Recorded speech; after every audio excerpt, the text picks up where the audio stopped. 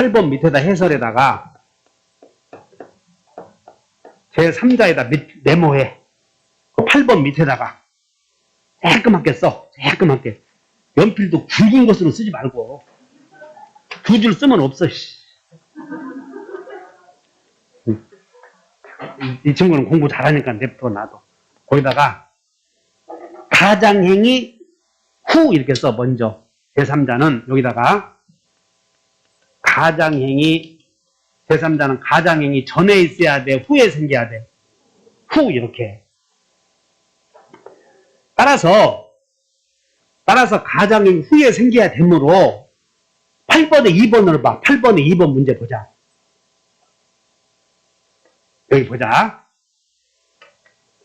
1번이 여기 을구에 1번이 전세권이 있었고 2번이 저당권이 있었어. 근데 여기 잘 봐. 이 전세권자가 가장으로 전세권을 포기했어. 가장 포기.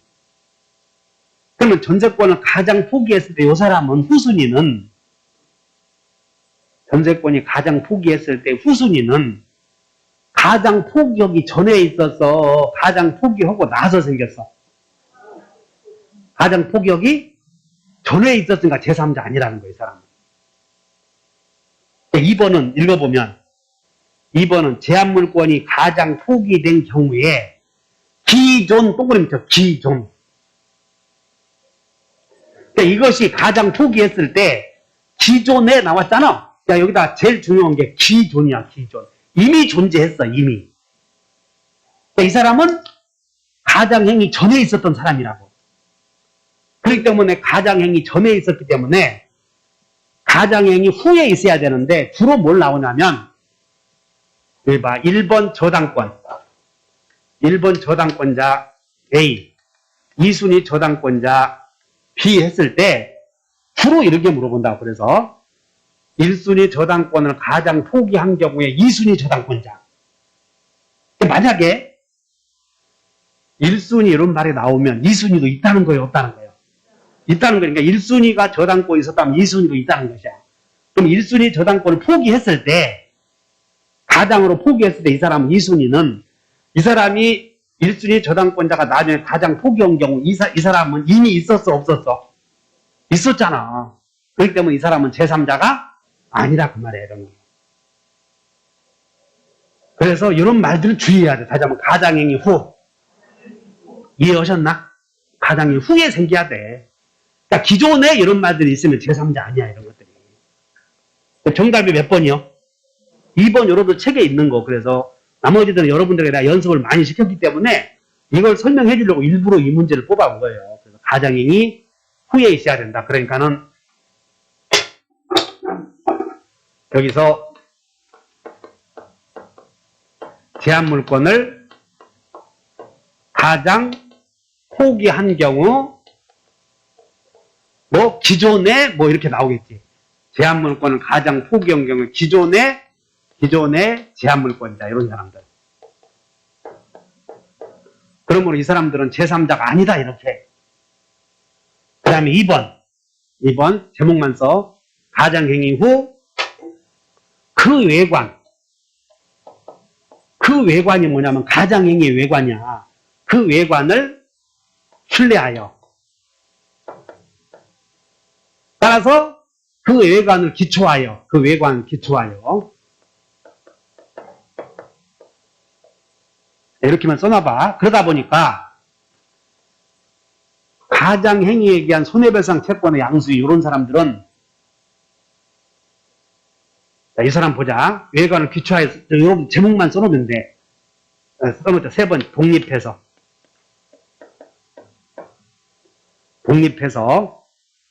네 번째 실질적인 이해관계를 맺는다.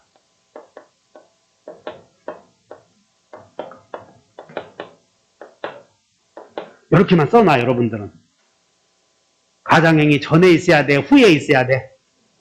후에 있어야 되는데 그러면 여기서 가장행위 전에 있었던 사람들은 이 사람들은 기존에 있었으니까 전에 있었기 때문에 제3자 아니야. 이 사람들은. 그러면 외관을 기초하는데 여기서 가장행위에 대한 손해배상 채권의 양수. 우리는 여러분 외우긴 외우다. 다 손양. 손양은 제3자가 아니잖아. 뭔 얘기냐면 요약집 한번 보자 일단. 15페이지. 요약집 15페이지. 요약집 15페이지에 여기서 맨 밑에 오른쪽에 제3자 아닌 사람에다 외워보자. 먼저 상속인에다 상 동그라미. 15페이지 우측에 상속인에다 상. 그 다음에 2번에 가장매매를 대리한 대리인 또는 본인에다가 본 동그라미. 상본.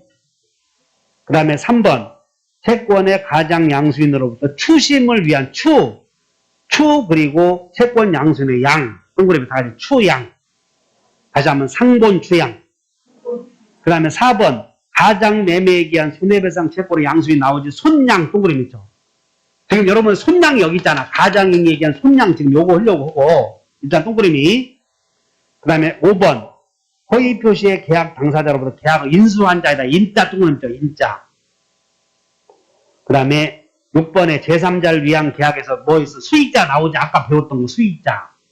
그 다음에 거기다가 채무자 동그라미 그리고 일반 채권자 동그라미 적으면 돼.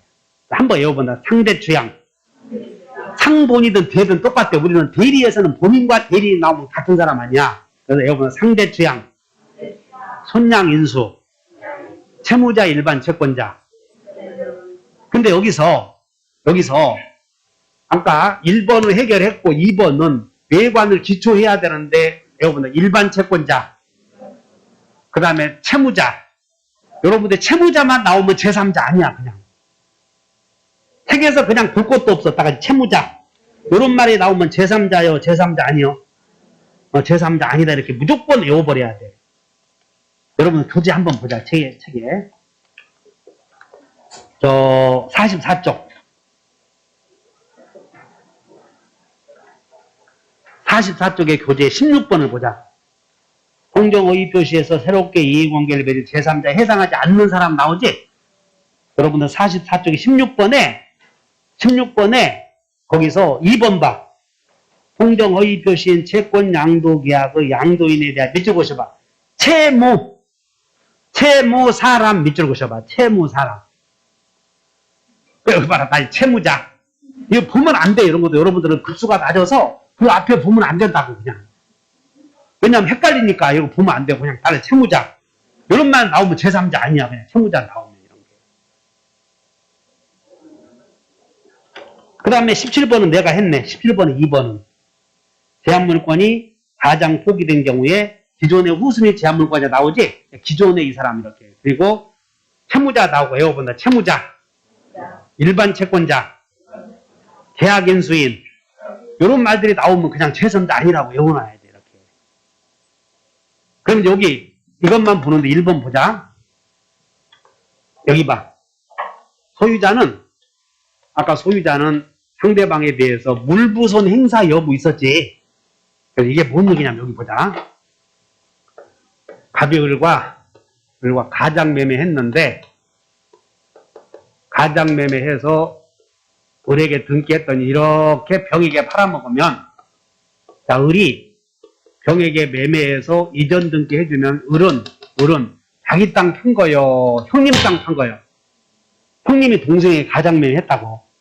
형님이 동생에게 네 이름으로 주로 동생이 형님 이름으로 등기해놔. 형님이 동생 이름으로 등기해놔. 주로. 형님이 동생 이름으로 그런 형님이 어디냐 세상에. 그 형님들이 다 도둑놈들인데 동생 믿고 등기할 거 같냐? 형님들은 도둑놈들이야. 동생 것을 내 이름으로 하자고 그러지 절대 안 그런다고. 나중에 어쩐 일이 벌어질지 모르니까는 동생아 네 이름으로 좀 등기하자. 그런 형님 없다고 세상에. 동생 것을 가진 이유를 붙여서 형님 이름으로. 나도 그러지 않았어. 땅이 몇 평 있다고 그래서 우리 집에 2만 평이 있는데 네 이름으로 돼 있는 거 내 이름으로 등기해 놓자. 그 토지가 길난데 이렇게 길 중간에. 그럼 형님 이름으로 등기해 놓으면 그 보상금을 많이 받는다고 해서 20년 전에 몇 년이야 지금.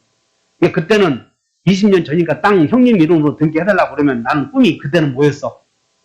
대통령이었기 때문에 땅 이런 거 생각지도 않았지. 나이 먹으니까 욕심이 더 생기더라고. 찾아봐야 되겠어. 근데 찾아와야 되는데, 우리 집사람이, 언제 찾아올 거예요, 그러면? 가만히 있어. 이 사람아, 형님 된 지가 30년이 넘었는데 찾아올 수 있어, 그래, 사람이. 이 사람아, 무효는 30년 가도 무효야. 무효는 아무리 시간이 지나도 유효로 치유가 돼, 안 돼? 안 되고, 그 형님이 내 땅을 샀다는 걸 증명하려거든, 통장에다 그 당시에 돈 넣어줬다는 게 증명해야 돼. 근데 그런 증명이 없잖아. 그러면 나는 무효 주장하면 그냥 판사가 형님 뭐라고 그래서 돈 주긴 있어? 없어요. 그러면 입증해 해서 못하잖아. 그럼 말소하라. 판결 떨어져 버려. 변호사 사는데 그게 문제지. 근데 만약에 근데 이렇게 형님이 동생 이름으로 했을 때 동생이 팔아먹으면 형님 땅 팔아먹은 거 아니야. 그러니까 이 글은 형님에 대해서 다 같이 불법행위. 그러니까 이 가장행위에 대한 손해배상 채권의 양수인이 그 손해배상에다 밑줄 그어봐. 손해배상. 여러분들 그 밑줄 그어다가 4번에 손해배상 채권의 양수인 밑줄 그으셔. 4번에 아니 요약집에. 근데 아니 요약집. 저 뒤로. 여기 손해배상 채권의 양수인. 그러니까 여러분들 이걸 이제 써놓고 자주 보셔. 안 보지 말고 손해배상 채권의 양수인에다 밑줄. 손해배상 채권 밑줄 그시고, 그래서 손해배상 채권에다가 위로 쓰고 2대 사유 써봐. 몇 대 사유? 우리 민법에서 손해배상 하잖아. 그 2대 사유가 2개 있다고. 다 채무불이행. 또 하나는 불법행위.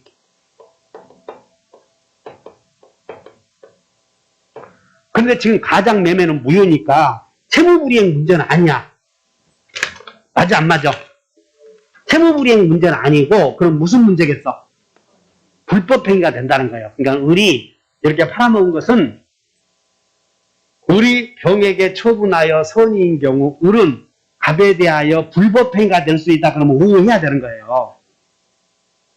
이게 어디서 나오냐면 다 이제 명의신탁. 여기서 나오는 게 아니라 명의신탁에서 한 문제가 나와, 이거. 예를 들어서 갑이 이 병이 소유하는 땅을 갑이 매매했는데, 그리고 여친에게 네 이름으로 등기 좀 해놓자 해서 명의신탁을 했는데, 을이 제3자에게 팔아버리면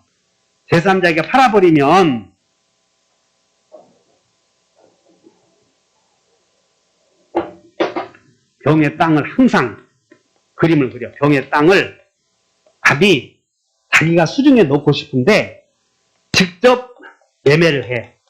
그리고 등기는 자기 이름으로 하지 않고 여자친구에게 네 이름으로 등기 좀 하자. 이게 명의신탁이요. 그래서 이렇게 매도인의 양해를 구해서 이렇게 등기가 돼. 그러면 을의 명의로 등기가 되었을 때 소유자는 누구예요, 여기서? 자, 외워본다. 다시 외워본다. 무무유. 명의신탁은 뭐? 무효. 등기도 무효. 매매는 유효. 이렇게 다시 한번 무무유이다.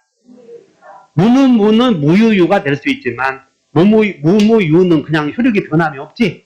다시 한번 무무유는 그대로이다. 병이 선이라도 항상 변함이 없어. 그럼 자, 갑이 병과 매매계약을 체결하고 병의 양해를 얻어서 여친에게 등기가 되면 이 땅 소유자는 누구요? 갑이요, 병이요? 병이잖아, 아직. 갑의 이름으로 등기 안 해왔으니까. 그런데 을이 제3자에게 팔아버리면 명의신탁 약정은 무효다. 제3자에게는 언제나 유효잖아. 이 사람이 소유권 취득을 할 때, 그러면 이 을이 제3자에게 팔아먹었을 때 제3자는 권리 취득을 하는데, 이 여자친구가 제3자에게 팔아먹은 것은 남자친구 것이요, 매도인 것이요? 매도인 것이잖아. 알아들어? 그러니까 이 여자친구가, 명의수탁자가 제3자에게 팔아먹은 땅은 남자친구 것이 아니라 아직 남자친구 명의로 등기를 안 해왔으니까 소유권 이 사람에게 있어. 따라서 병은 을에게 불법행위 책임 물을 수 있는 경우도 있다. 그러면 오 하는 거예요, 이렇게. 그럼 불법행위 책임. 왜냐하면 이 을이 정에게 제3자에게 팔아먹은 것은 남의 토지 팔아먹었잖아. 동의해? 그 이론이 가장매매 했는데 이 매수인이 이렇게 팔아먹은 것은 갑의 거 팔아먹지 않았어. 따라서 갑은 을에게 불법행위로 인한 손해배상 채권 생겨 안 생겨? 생겨. 그것이 앞에다가 가장행위에 기한 이런 말이 들어갔기 때문에 요 가장행위에 기초해서 외관을 신뢰해서 이해관계 맺은 것처럼 보이지만, 자, 이거 봐라. 이렇게 팔아먹었다. 그럼 가분들에게 불법행위라는 손해배상 채권이 있고, 그 손해배상 채권 A에게, 야, A야, 내가 가장 매수인에게 가장 매수인 이렇게 팔아먹어서 너는 불법행위를 저질러서 내가 1억의 손해가 생겨서 가장행위에 기하여 손해배상 채권이 있는데 네가 받아가거라 이렇게 한 거예요, 이 사람. 그럼 이 사람은 권리자로부터 권리를 양도받은 자요, 무권리자로부터 양도받은 자요. 이 사람은 진짜 권리자잖아, 이 사람은. 그럼 이 사람은 무권리자로부터 양도받았으니까 제3자, 여기서 말하는 제3자는 무권리자의 권리를 양수받은 자야. 근데 이 사람은 권리자야, 권리자. 그렇기 때문에 이 사람은 선의하게 할 것 없이 보호받는다, 이거. 이 사람은 따라서 가장행위에서 말하는 제3자가 아니야, 이게. 저거 애원으라고. 다시 한번 손양. 따라서 손양은 제3자 아니라고 해요. 가장행위에 기한 이런 말이 있다고 해서 가장행위와 관련되어 있는구나 이렇게 보면 급수가 11월 달에 오신 분들이야. 그렇게 하면 안 되고 그냥 손양 나오면 제3자 아니다. 이거봐라. 다시 손양.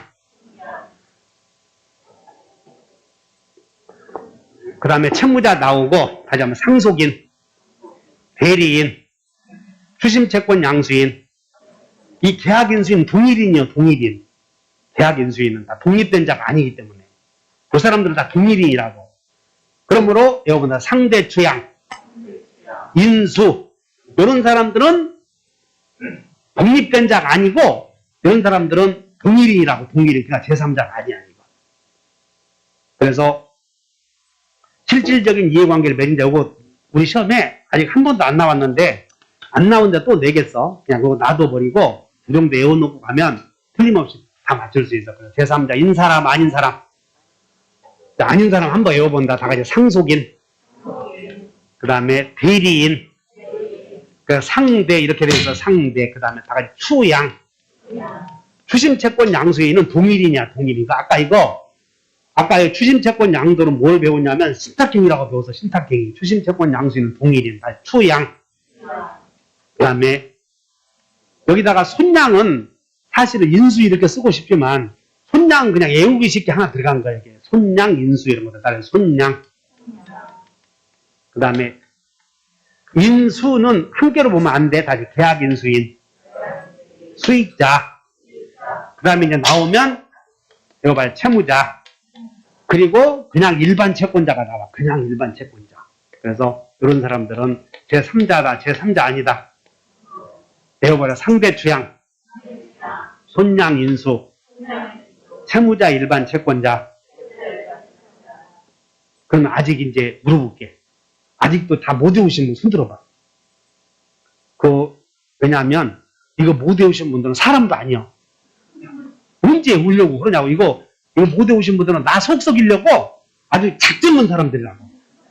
또 해달라, 또 해달라. 아주 뭐.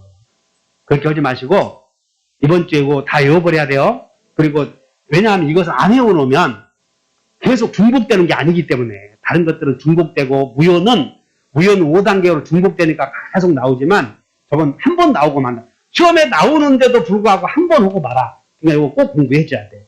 그리고 해제와 제3자, 허위표시에서 보호되는 제3자 둘 중에 하나가 나오는데 올해는 해제와 제3자가 나올 확률이 훨씬 높거든. 그러니까 해제와 제3자가 나오면 이게 제3자 안 나오니까 그러면 하지 말자? 그럴 수는 없잖아. 시험 공부가 50%씩 각각 갖고 있으면 공부를 해줘야지. 그래서 해제와 제3자에서는 다 같이 목등기. 거기는 목등기 현장학과 제3자니까 엄청 쉬워. 근데 거기서는 해제와 제3자는 해제에서 보호되는 제3, 인사람을 물어보고 여기는 인사람을 물어봐, 아닌 사람을 물어봐.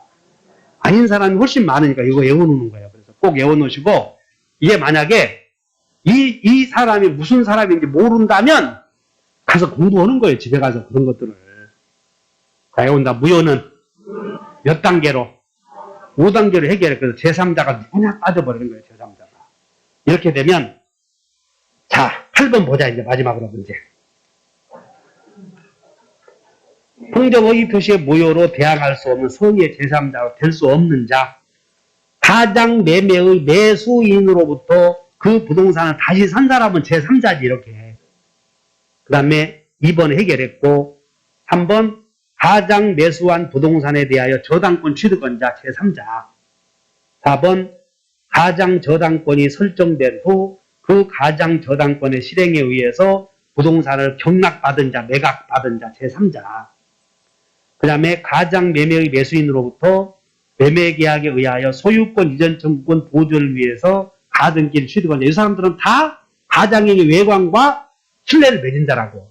그러면 가장의 외관과 신뢰 맺은 사람은 전부 다 제3자는 결국은 제3자는 여기는 권리자와 거래한 자요, 무권리자와 거래한 자. 이 사람들은 무권리자와 거래한 자요. 가장이가 무권리자. 이 사람들은 무권리자와 거래한 자라고.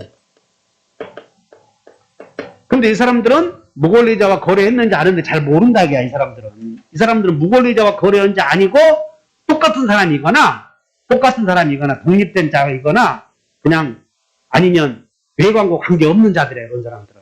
이렇게 외워놓으시면 돼요. 한번 외워본다. 상대 주양, 손양 인수, 채무자 일반 채권자. 그래서 가장행 후에 생겨야 되고 외관을 기초해야 되고 독립해야 되고 실질적인 이해관계를 맺은 자가 제3자다 이렇게 아시면 돼. 요거 기억이 안 되면 그냥 상대 주양, 손양 인수, 채무자 일반 채권자 외워놓으면 맞추는 거예요. 쉬웠다 하시죠.